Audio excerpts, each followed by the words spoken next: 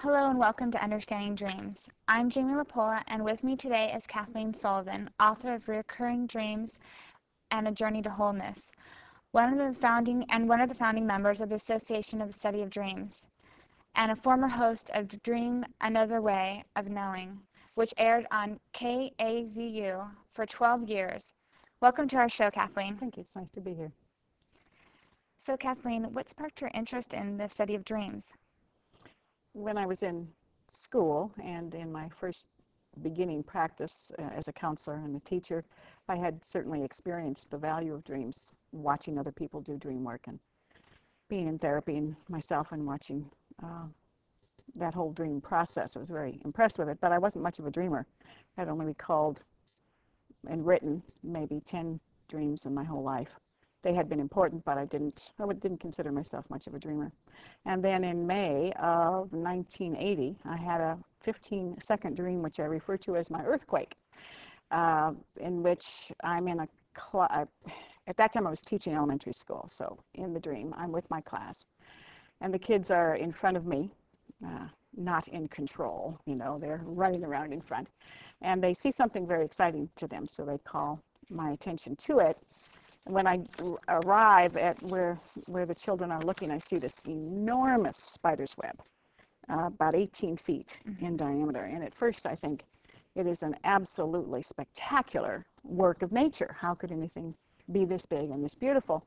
But then I see in it an eagle splayed like this with her wings caught. And it's clear that she's caught in this web and that she's going to die. So in the dream, and still to this day, I think I have never felt such enormous grief.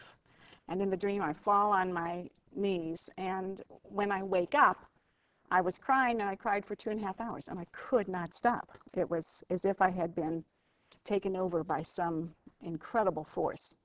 The emotions were so intense that I knew I had to understand what this was about, what this thing called a dream was, what that meant, what it was about for me in my life at that time. And so I began very diligently a determined journey, a journey to wholeness, to find out what that dream meant, why the emotions were so intense, why the sense of, I've come to call that dream a grief mare.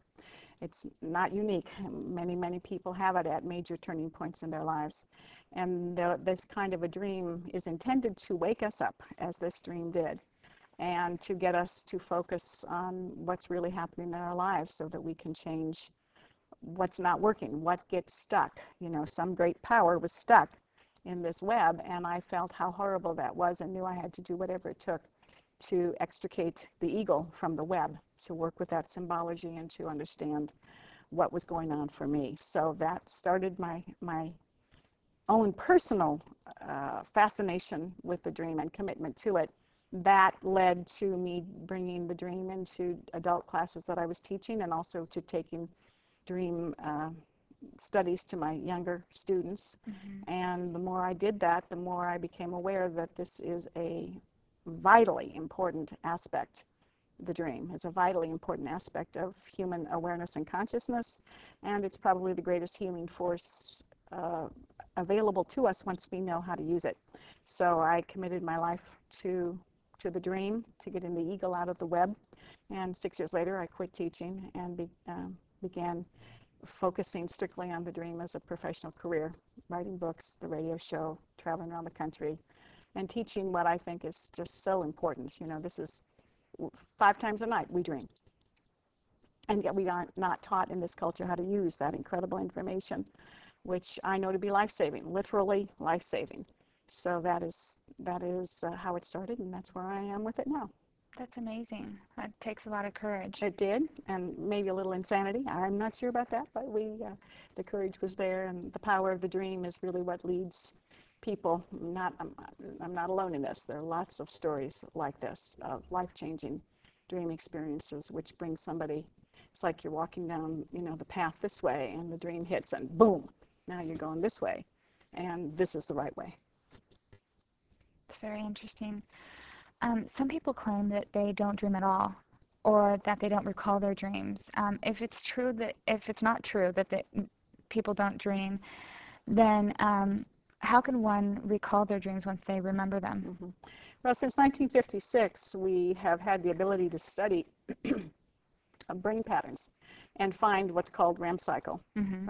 rapid eye movement, during which we have the psychological types of dreams that I work with. Mm-hmm. And the people that we have studied since then would indicate that unless brain damaged or drug addicted, everyone dreams.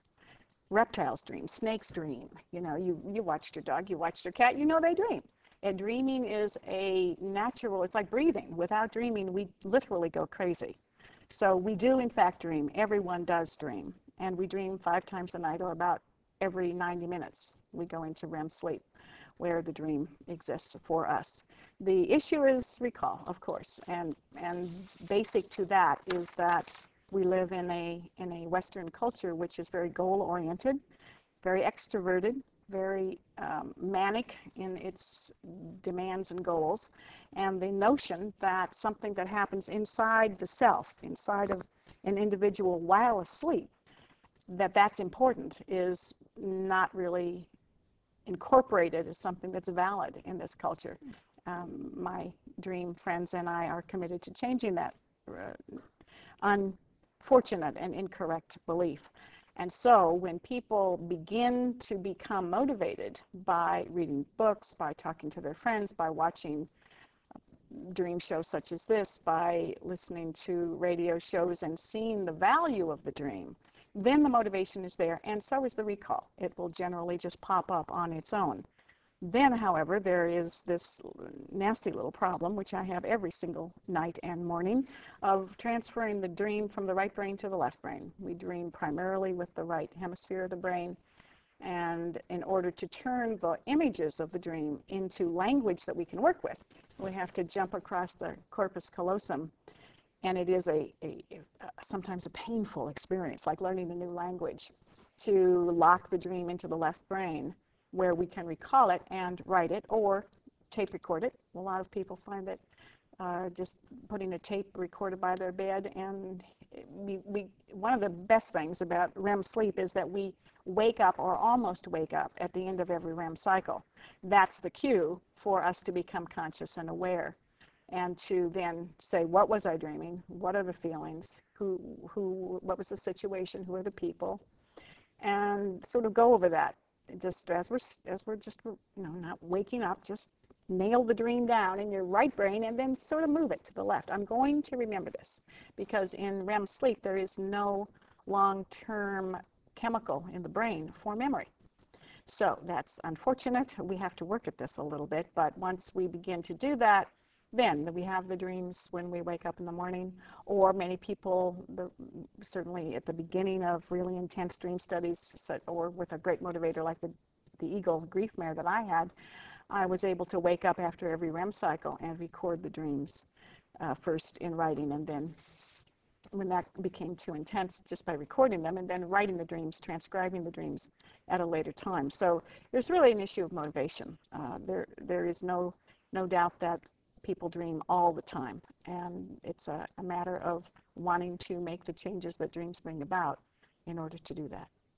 Once you're able to recall the details of your dream, write it down, record it, how then do you go about interpreting what you've remembered from your dream? The biggest clue is to learn to ask excellent questions. Avoid theories.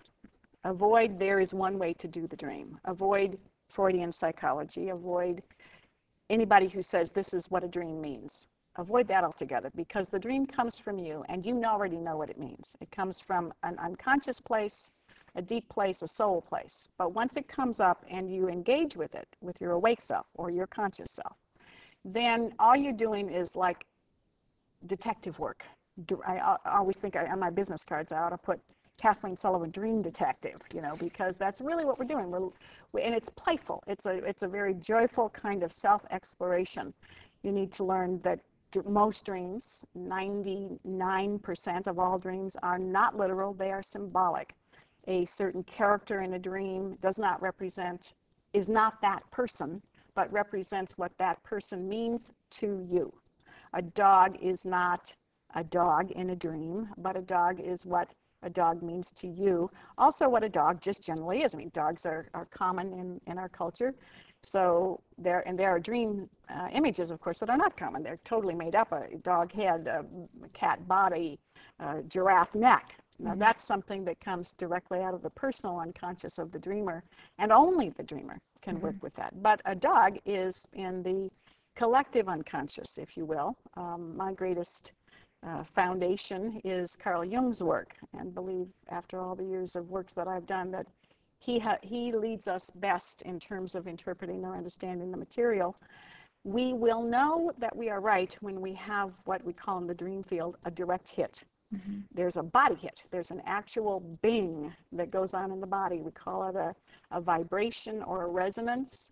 And so you can say, well, what is a dog? Well, it's this, and it's this, and it's this, and then define the term. What is a dog? It's an instinctive energy that hangs together in sort of a tribal fashion. Dogs at the beach, very different from cats as independent creatures. So you define what a dog is, and then, well, what's this dog in this dream doing? Well, what does that relate? How does that relate to me and my instinct to be with others, to be loyal, to be playful, if that's how you've defined dog? And when you ask those questions, as you wander around with the different pieces, the different symbols of the dream, the different images, they will begin to have a cohesion. There will be a structure. Every dream has a logic to it, though it seems very illogical, because the dream realm is not the same as the awake realm. And we try and make the dream wrong because, you know, trains don't fly. Well, in the dream, the train flies, and there's a reason for that. We don't say, no, that can't be right. We say, what is it for a train to fly? It's something altogether different, and that creates a whole new way of thinking and seeing that enlarges your self as a dreamer when you look at these symbols and images and reach for the metaphors that they create. So you're developing yourself a lot of ways when you work with a dream, and you will know when you have the correct information. Reading good books, very useful, and now there are many, many fine books on the market to help. So you're mainly looking into the symbolism of the symbol itself and how that reflects on your own interpretation rather than on what went on exactly in the dream. You're focusing more on the symbolism of each individual part of the dream. Well, let's say I have a dream about a dog that gets lost on a train and the train flies. And I'm observing this. Right. It's not my dog. So there would be three symbols in that case. The dog, let's see, I guess there would only be two, the dog and the flying train. So I'm going to define those terms, and I'm going to see what could it mean that a train could fly. You know, well, it's free of the tracks.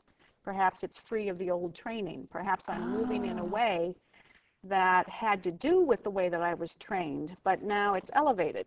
Many people think of elevation, airplanes, flying in dreams as having to do with higher consciousness or spirituality, a bigger view. I can rise up and see a bigger view. A train is very stuck on a track.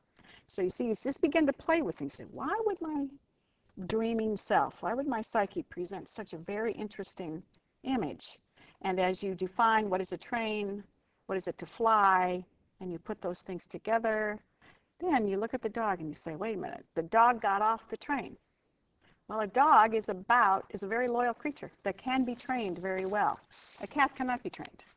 So a dog may represent the instinct within us to comply to the needs of others, as an example. A formal way of being trained, because we're all trained to be compliant to a great extent. And thank you so much for sharing with us. We're out of time, but thank you so much for joining us. My pleasure. And if you'd like to know more about Kathleen, please visit her website at www.reoccurringdreams.com. Thanks for joining us.